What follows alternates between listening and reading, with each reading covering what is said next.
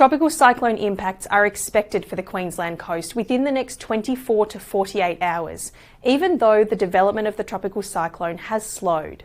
Let me take you through the updates now.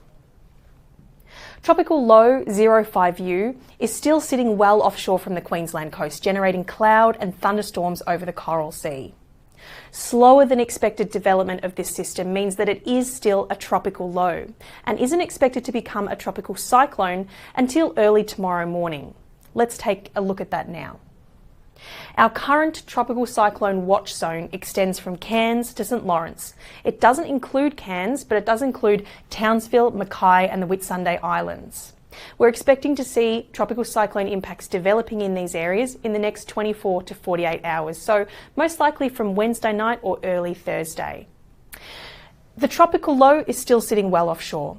It will intensify over the next 24 hours, likely to become a tropical cyclone by early tomorrow morning. At that time, it will be named as a tropical cyclone. It will continue to move west-southwest towards the Queensland coast, and by late in the day Wednesday, early Thursday, that's when we expect to see winds and rain increasing across our initial tropical cyclone watch zone. We could see heavy falls, flash flooding and damaging wind gusts developing in that area, leading to property damage, road closures and possible power failures.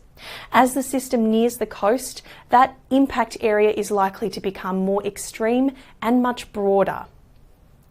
The system will continue to intensify through Thursday as it nears the Queensland coast. This time yesterday, we were expecting it to become a severe tropical cyclone, a Category 3 system, as it got close to the Queensland coast. That may still happen, but it's looking more likely that it will be a Category 2 system as it approaches the coast. A coastal crossing is now expected Thursday night going into early Friday morning. It's slowed a little bit. It's likely to occur between Cardwell and Airlie Beach and bring its most intense impacts of rain, destructive winds and dangerous marine conditions in the form of storm tide and large waves with this system as it moves across the coast. We'll likely see significant tropical cyclone warning areas about those coastal parts at this time. After it does make its coastal crossing, this system is expected to weaken, moving inland and dropping back to a tropical low by Friday night going into Saturday. It'll take that heavy rain and strong wind with it across those inland areas. In its wake, we may see continued significant flooding and continued dangerous marine conditions as well. But the rain and flooding across those more central parts of Queensland is likely to persist through the weekend into early next week. Let's take a quick look at that now. These are the rainfall accumulations from today up until 1 p.m. on Saturday, and as we track through the weekend, we can see how it develops. Those rainfall totals really build up across central and eventually southern parts of Queensland, possibly even pushing into northern New South Wales.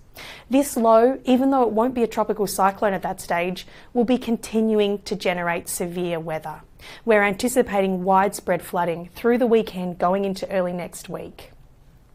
Our current flood watches are covering the coastal catchments between Tully and St Lawrence in anticipation of that tropical cyclone reaching the coast. But over the coming days, it's likely we'll see further changes, not just to our flood watches, but to our flood warning areas. With this tropical cyclone likely within the next 24 hours, it's essential to keep up to date via the Bureau's website or the BOM weather app. Stay safe and we'll catch you in the next update.